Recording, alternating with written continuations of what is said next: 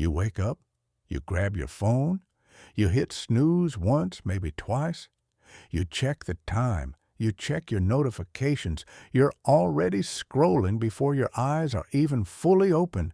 You brush your teeth, you get dressed, and somehow, almost like magic, you're out the door at exactly the right time. It's automatic. It's boring. Honestly, most of us have never once thought about how strange that actually is. Because, for most of human history, waking up on time wasn't automatic. It wasn't boring. It was a genuine, everyday problem. And the solutions people came up with involved candles, water, incense, bagpipes, and I promise I'm not making this up, actual peas shot directly at your window. So let's go back, way back, to a time before phones, before clocks, before anyone even agreed on what 7 a.m. meant. The earliest alarm clock humanity ever had wasn't invented by anyone. It was just the sun. For tens of thousands of years, people woke up when it got light and went to sleep when it got dark. No settings, no snooze button, just a giant flaming ball of gas doing the job for free every single day. Farmers still basically run on this system today, which is honestly the original smart alarm. And if the sun wasn't enough, nature had a backup plan too. Roosters. Loud, aggressive, extremely committed to their one job. A rooster doesn't understand snooze buttons. A rooster does not care about your feelings. A rooster simply screams at dawn every single day forever. Which, compared to your phone's gentle vibrating alarm today, sounds like a genuinely terrifying way to start your morning. But here's the thing. The sun and a rooster only get you roughly morning. They don't get you 7:15 a.m. sharp. And the moment humans started caring about precise time, they had a much bigger problem to solve. So around the 4th century BCE in ancient Greece, a philosopher named Plato got annoyed at something very relatable. He kept oversleeping and missing his own lectures. So he built himself an alarm clock using water. It worked like this. Water dripped slowly from one container into another. And when the second container filled up to a certain point, air got pushed through a tube and made a whistling sound. A literal ancient Greek philosopher invented one of the first known alarm clocks purely because he kept sleeping in. Honestly, relatable content, even 2,500 years later. And Plato wasn't alone in figuring this out. On the completely other side of the world, ancient China and Japan were solving the exact same problem with something even more clever. Incense. Specially made, incense sticks were carved or coiled with tiny threads tied across them at set intervals, each thread holding a small metal ball or bell. As the incense slowly burned down, it would burn straight through each thread one by one, and the little ball would drop right on schedule, making a soft ping. It's basically the exact same idea as the European candle and pin trick we'll get to in a minute, except this one smelled nice while it woke you up. Some of these incense clocks were accurate enough to mark specific hours of the night, which meant an entire household could be woken at the correct time just by lighting one stick before bed. Two completely different civilizations, thousands of miles apart, both landed on burn something slowly and let gravity do the alarm part. Now, water clocks and incense clocks like this were clever, but they were also expensive, fragile, and required someone to actually maintain them. So for most regular people, this technology simply didn't exist. You still had the sun, you still had the rooster, But there was one group of people who took waking up on time extremely, almost obsessively, seriously. Monks. In medieval monasteries, monks had to pray at very specific hours, all through the day and night. Not just at sunrise, at exact hours, even in the pitch dark of 2 or 3 in the morning. Which raises an obvious question. If nobody has a clock, how does anyone know when 3 a.m. even is? The answer, for a long time, was brutally simple. One monk had to just stay awake. There was an actual assigned job in monasteries for a monk whose entire responsibility was staying up all night, watching candles burn so he could wake everyone else up at the right hour to pray. Imagine that being your job. Not wake people up. Your job is to not fall asleep so that other people don't have to not fall asleep. This is, and I say this with love, possibly the worst job in the history of jobs. But eventually, someone smarter than me solved this with candles. But not just any candles. Starting around the 900s, some clever soul figured out you could push small metal pins horizontally into a candle at the exact height where a certain number of hours' worth of wax would have melted away by a certain time. As the candle burned down and the wax around the pin melted, the pin would drop, usually into a small metal bowl or tray sitting underneath. And metal, dropping onto metal, in a silent stone monastery at 3 a.m., makes a very loud, very effective clang. Congratulations! You've just built the world's first low-effort alarm clock. No staying up all night required. Now here's my favorite part of this entire fact. What if you wanted 5 more minutes? What if you just weren't ready to wake up yet? Well, you could reach over and pinch out the candle flame, which stopped the wax from melting, which meant the pin wouldn't drop, which meant no clang, which means, and I want you to really sit with this, medieval people invented the snooze button in the 900s, using their fingers and an open flame. Somewhere out there, some medieval monk pinched that candle, rolled back over, and thought, 5 more minutes. Exactly like you did this morning on your phone. Some things, it turns out, never actually change. Now compare that to today. You tap a screen. Back then, you burned your fingers slightly to buy yourself 5 more minutes of sleep. Honestly, our version is a massive upgrade. But the impulse, completely, embarrassingly identical. Candle alarms were clever, but they were still mostly a monastery thing, or something wealthy households might bother with. If you were rich enough, though, you could get something even more impressive. Queen Elizabeth I of England reportedly owned a tiny ring worn on her finger that worked as a personal silent alarm.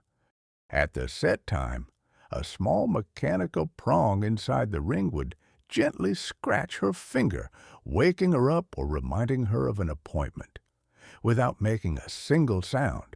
So while regular people were listening for candle pins to clang into metal bowls, the Queen of England had a ring that basically just poked her, which honestly sounds like the 16th century version of a smartwatch vibrating on your wrist. By the 1400s and 1500s, mechanical clocks, real ones with gears, started appearing in Germany and England, some of them large enough to stand almost 2 feet tall, with an actual bell built in. Some of these had crude alarm functions too, letting someone set a rough time for a bell to ring. But these clocks were enormous, expensive, hand-built, and required constant winding and adjustment just to stay roughly accurate. They were, essentially, the medieval equivalent of a $5,000 smart home system. Impressive. Also, completely out of reach for almost everyone. So for the average farmer, worker, or villager, none of this mattered. You still just had the sun, the rooster, and maybe a church bell ringing somewhere in the distance. And honestly, for most of history, that was fine. Life was built around daylight. You worked when it was light. You slept when it wasn't. Nobody needed to be anywhere at a specific minute. There was one other group, though, that has always run on a stricter clock than anyone else. Sailors. On board a ship, someone always had to know exactly what time it was, day or night, storm or calm, because watches, the work shifts, not the wristwatch kind, had to change on schedule.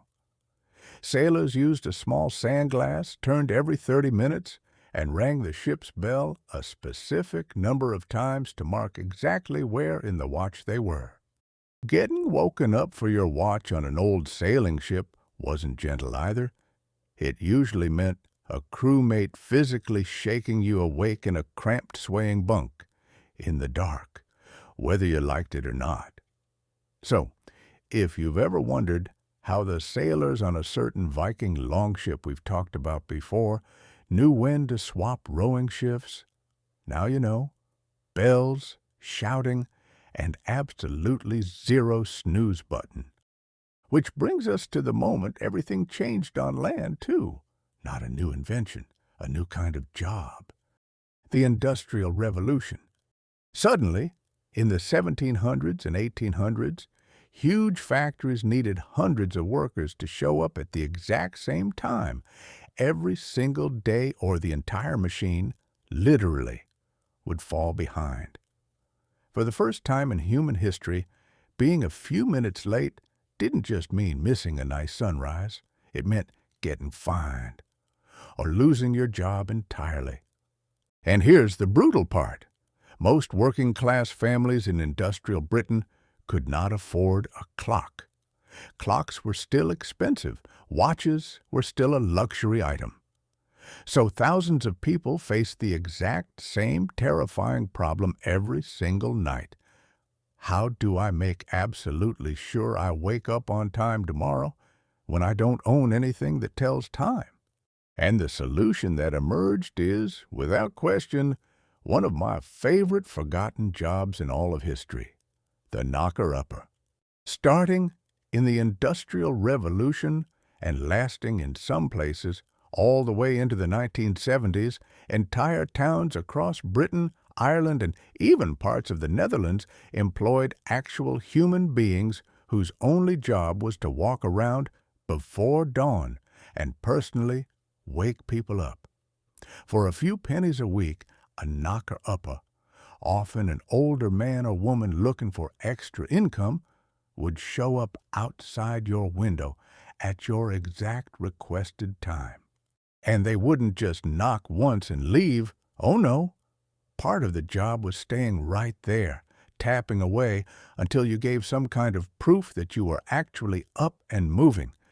Because if you dozed back off 2 minutes later, that wasn't their problem to fix. But it was definitely their reputation on the line. Now, banging on someone's front door has one very obvious flaw. It wakes up the entire household, every child, every grandparent, every sleeping dog. So knocker-uppers got creative. Many of them carried a long, long pole, sometimes with a knob or a bit of wire on the end, specifically built to reach all the way up to a second-floor bedroom window. They'd tap gently, repeatedly, directly on the glass right next to your sleeping head, without disturbing anyone else in the house. It's basically a fishing rod for humans. One particularly famous knocker-upper, a woman named Mary Smith working in London in the early 1900s, skipped the pole entirely. She used a pea shooter, a literal pea shooter loaded with dried peas, which she would fire directly at your bedroom window until you woke up, charging for the record about 6 pence a week, which is genuinely equivalent to over $1,000 a year in today's money just to get shot at with peas every morning. Somewhere out there is a version of history where getting peppered with legumes at 5 a.m. was a completely normal part of adult life. And it wasn't just city dwellers. In mining towns, families would hang small slate boards on the outside wall of their house and chalk write their shift times directly onto them. The local knocker-upper, sometimes even employed directly by the mining company, would simply read the board and know exactly what time to knock for exactly which house. These boards even got their own nickname, knocky-up boards, which might be the most delightfully British phrase I have ever said out loud. Naturally, this system wasn't perfect. Waking up a stranger by tapping loudly on glass at 4 a.m. occasionally upset the neighbors. There are recorded stories of annoyed, non-paying neighbors dumping entire buckets of water onto knocker-uppers from the window above, purely out of spite for the noise. Imagine having a job where the two possible outcomes each morning are a few pennies or a bucket of cold water to the face. Rough industry. The job was common enough that it even shows up in classic literature. Charles Dickens mentioned the concept of being knocked up in Great Expectations all the way back in 1861.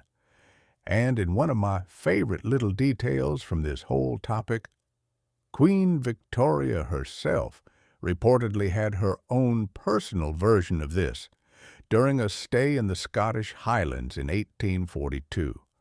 Except instead of a pole or a pea shooter, hers was a bagpiper. An actual bagpiper employed specifically to wake the Queen of England with bagpipes every single morning, which honestly might be the most extra snooze button in recorded history. No shade to Queen Victoria, but that is objectively an aggressive way to start your day.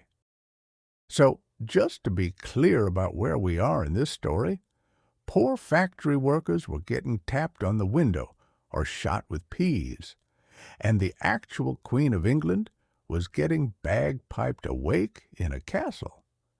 Everyone, it turns out, has always just been trying to solve the exact same problem. Some of us just had significantly better budgets for it. One more small detail I love. Since a knocker-upper's whole job depended on them waking up before anyone else, some of them arranged for one of their earliest customers to also knock for them first, slightly earlier. It's alarm clocks, but as a relay race, with actual people as the baton all the way down the line. Meanwhile, back with regular mechanical clocks, technology was slowly catching up. In 1787, an American clockmaker named Levi Hutchins, living in New Hampshire, built what's widely considered the first personal mechanical alarm clock. He built it purely for himself, because he personally wanted to wake up at exactly 4 a.m. every single day, no exceptions. Here's the catch, though. His clock could only ring at 4 a.m. That's it. No other setting existed, no adjusting, no snoozing, just 4 a.m. every single day, forever, which is, in a strange way, the least flexible alarm clock ever built, and also somehow the most committed man in the history of mornings. Hutchins never even patented it. He just wanted to stop oversleeping, and once he solved his own problem, he moved on with his life. It took another 60 years for someone to fix the obvious flaw here. In 1847, a French inventor named Antoine Redier patented the first truly adjustable mechanical alarm clock. His design used a dial with small holes at each hour, and you'd stick a pin into whichever hour you actually wanted to wake up at. For the first time in history, an ordinary person could choose their own wake-up time on a machine instead of just hoping a monk, a candle, or a bagpiper handled it for them. Alarm clocks slowly became cheaper and more common through the rest of the 1800s, with companies eventually mass-producing them for ordinary households by the 1870s. And as more and more homes could actually afford one, the knocker-upper's job slowly, quietly disappeared, though, remarkably, some hung on doing this job right into the 1970s.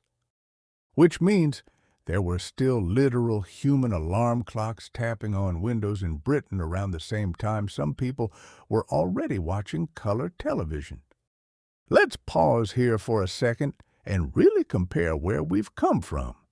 For the vast majority of your life, waking up on time has meant one tiny tap on a glowing screen. For most of human history, it meant either owning an extremely expensive machine, paying a stranger to shoot peas at your window, staying up all night watching a candle yourself, or just hoping the sun and a very loud chicken did their job correctly. And here's the part that I think is genuinely funny. The core problem never actually changed. I don't want to get up yet is a completely universal human feeling, whether you're a monk in the 900s pinching out a candle flame, a factory worker in 1890 ignoring a tapping pole, or you this morning hitting snooze at 6:47 a.m. The tools got better. The feeling stayed exactly, perfectly the same. Even the very concept of snoozing has historical roots most people have genuinely never heard of. Early mechanical alarm clocks in the late 1800s and early 1900s had zero snooze functionality whatsoever. Once it rang, it rang. You either got up or you let it ring itself out completely. The actual snooze button, as a built-in feature on alarm clocks, didn't show up until the mid-1950s, when manufacturers started adding a lever you could hit for a few extra minutes. Which means, somehow, medieval monks with a candle and a pinched-out flame were technically doing snooze centuries before any machine officially offered it as a feature. So think about your actual morning again for a second. Your phone alarm goes off. You hit snooze. That single action, tapping a small button for 5 more minutes, is the direct descendant of a monk in a stone monastery 1,000 years ago, pinching out a burning candle flame with his bare fingers. Same impulse, slightly less risk of burning yourself. Here's a fun modern twist, though. Sleep scientists today will actually tell you that hitting snooze is one of the worst things you can do for how you feel afterward. When your alarm first goes off, your body may already be edging toward a lighter stage of sleep, but drifting off again for those extra 5 or 10 minutes can drop you straight back into a deeper sleep cycle. So, when the alarm goes off again, you're being yanked out of a much deeper stage than the first time, which is exactly why that second wake-up always feels so much worse than the first one. There's even a name for that groggy, foggy feeling. It's called sleep inertia, and hitting snooze repeatedly is basically guaranteed to make it worse, not better. So, in a strange way, medieval monks pinching out their candle flame for 5 more minutes were doing the exact same scientifically questionable thing we still do today, just with more fire risk involved. Let's also talk about just how loud these old solutions actually had to be compared to today. Your phone alarm can play a gentle piano melody that slowly increases in volume. It can simulate a sunrise with light. It can even be a calm voice reminding you softly that it's time to get up. None of that existed at all. Every historical solution we've talked about today relied on being loud, physical, or slightly aggressive, because subtlety simply didn't work on a sleeping human being. A bell, a shout, a pea fired directly at glass, a rooster screaming with its entire chest. We've gone from physically assaulted by legumes to gentle simulated sunrise, and somehow most of us still complain about our mornings just as much as they probably did back then. There's also something worth mentioning about how this whole system reflected who had power and who didn't. If you were wealthy, you had a scratching ring or an expensive imported clock, or in Queen Victoria's case, an entire hired bagpiper. If you were working class, you paid pennies for peas thrown at your window, or you hoped your neighbor's rooster was loud enough to reach your house, too. The alarm clock, in a strange way, has always quietly reflected exactly how much money you had. Which, honestly, hasn't fully gone away either. There's a very real difference between a $5 plastic alarm clock and a smart alarm system that tracks your sleep cycle and wakes you at the optimal moment. Let's go back one more time to the knocker-uppers, because I genuinely think this job deserves a bit more respect than history has given it. Charles Nelson, a knocker-upper working in East London, reportedly did this exact job for 25 years straight. 25 years of waking up before everyone else, walking the same cold streets before sunrise, tapping on the same windows day after day, just so other people could make it to their jobs on time. He wasn't a factory owner. He wasn't remembered in history books for decades. He was just a guy with a stick, doing an unglamorous job that quietly kept an entire town running on schedule. There's something almost poetic about that. An entire industrial economy running on time because of one man and a long wooden pole. So let's fast forward, finally, to right now, to your actual morning today. You almost certainly don't own a candle with pins in it. You almost certainly haven't paid a stranger to throw peas at your window this week. Your alarm clock lives inside a device that also lets you order food, video call your family, and watch strangers argue about historical facts on the internet, which, hello, is exactly what's happening right now. It took thousands of years, one philosopher, a global tradition of burning incense, hundreds of monks, at least one queen, an untold number of roosters, and an entire forgotten profession of window-tapping strangers to get us to a soft chime and a snooze button. And yet, somehow, most of us still wake up grumpy, 3 minutes late, and instantly reaching for a snooze button. The exact same tiny act of quiet rebellion against morning that people have been performing for over 1,000 years. Some things really, truly never change.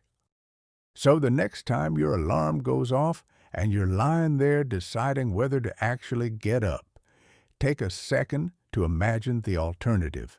No phone, no screen, just you, a burning candle with a pin in it, and the very real possibility that if you don't get up soon, someone might just start throwing peas at your window instead. If you enjoyed this one, or if you'll never look at your snooze button the same way again, hit like and subscribe for more weird, true history facts just like this one. Because history, it turns out, is full of tiny, ridiculous, completely true details that somehow never made it into any textbook. See you in the next one. Try not to hit snooze on it.